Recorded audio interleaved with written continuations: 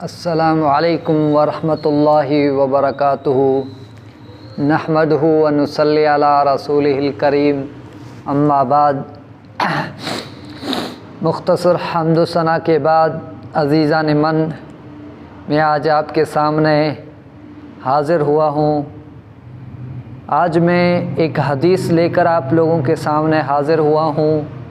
وہ حدیث انشاءاللہ آپ سنیں گے تو آپ کو انشاءاللہ فائدہ ہوگا۔ وہ حدیث بہت عظیم حدیث ہے۔ رسول اللہ صلی اللہ علیہ وسلم فرماتے ہیں، صحیح الجامع میں روایت موجود ہے، سعد بن ابی وقاص رضی اللہ تعالی عنہ اس حدیث کے راوی ہیں۔ حدیث میں پیارے پیغمبر صلی اللہ علیہ وسلم نے فرمایا، اربع من السعادہ، چار چیزیں ایسی ہیں جو سعادت مندی ہیں، خوش بختی۔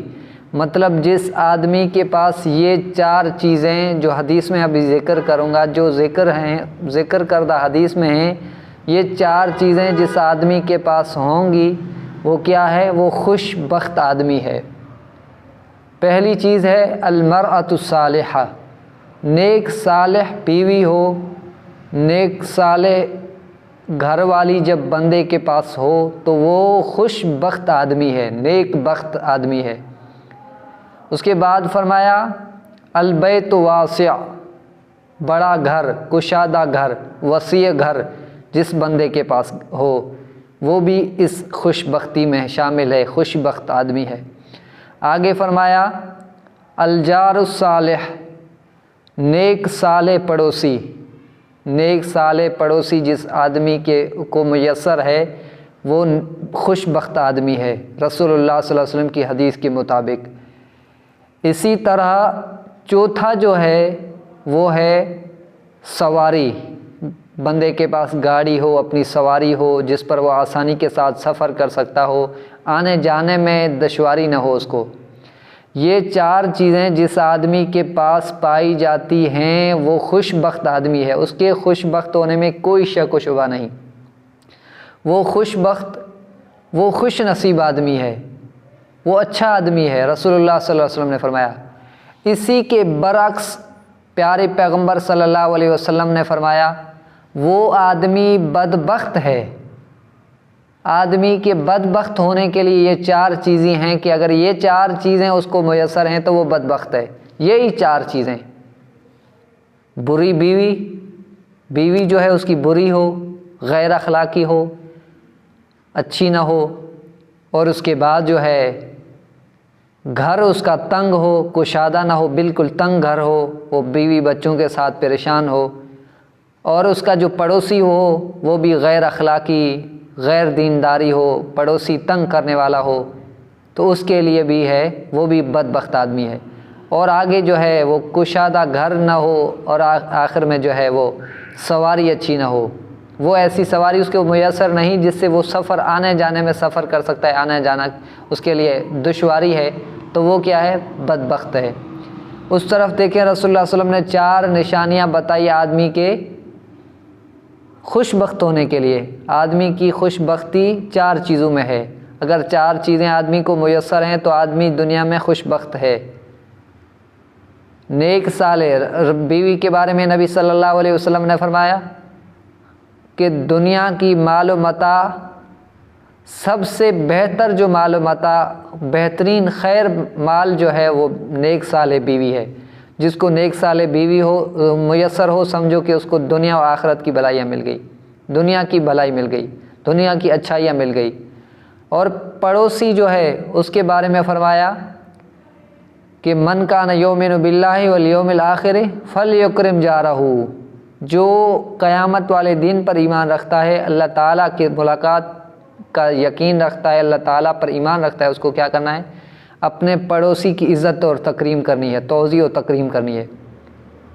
اور اسی طرح اللہ تعالیٰ سے بندہ خوش بختی کی دعا مانگے۔ یہ چار چیزوں کے لیے بندہ محنت کرتا ہے۔ دیکھیں، اللہ رب العزت دنیا کمانے سے منع نہیں کرتے، آپ کو دنیا کمانے سے اللہ تعالیٰ منع نہیں کرتے، یہ یاد رکھیے گا۔ مال کمائیں، دولت کمائیں، اس کو اللہ تعالیٰ کی راہ میں خرچ بھی کریں، مستحق افراد کو ضرورت مند افراد کو دیں۔ اللہ تعالیٰ نے دعا سکھائی ہے آدمی کو، انسان کو دعا سکھائی ہے کہ یہ دعا پڑھا کریں۔ کون سی دعا؟ ربنا آتنا فی الدنیا حسنۃ وفی الآخرۃ حسنۃ وقنا عذاب النار۔ یہ اللہ ہمیں دنیا میں بھی بھلائی اچھائی نصیب کر، اچھائی عطا فرما، بھلائی عطا فرما، آخرت میں بھی بھلائی عطا فرما، اچھائی عطا فرما، اور جو ہے قیامت والے دن ہمیں عذاب قبر کے عذاب سے اور جہنم کے عذاب سے ہمیں بچانا۔ جس آدمی کو دنیا کی بھلائیاں، آخرت کی بھلائیاں جو ہے وہ مل گئی، وہ کامیاب ہے۔ اللہ تعالیٰ نے کیا فرمایا کہ جو جہنم سے بچ گیا، جنت میں داخل ہو گیا، سمجھو کامیاب ہو گیا۔ تو کامیابی کے لیے، خوش بختی کے لیے جو ہے بندہ وہ محنت کرے۔ حضرت سعد بن ابی وقاص رضی اللہ تعالیٰ عنہ، جلیل قدر صحابی، رسول اللہ بیمار ہوتے ہیں، رسول اللہ صلی اللہ علیہ وسلم کے پاس جاتے ہیں، اور جا کر رسول اللہ صلی اللہ علیہ وسلم عیادت کے لیے جاتے ہیں، تو وہ ان کی ایسی حالت تھی، وہ سمجھتے ہیں کہ میرے یہ آخری ٹائم ہے، میں رخصت ہو جاؤں گا۔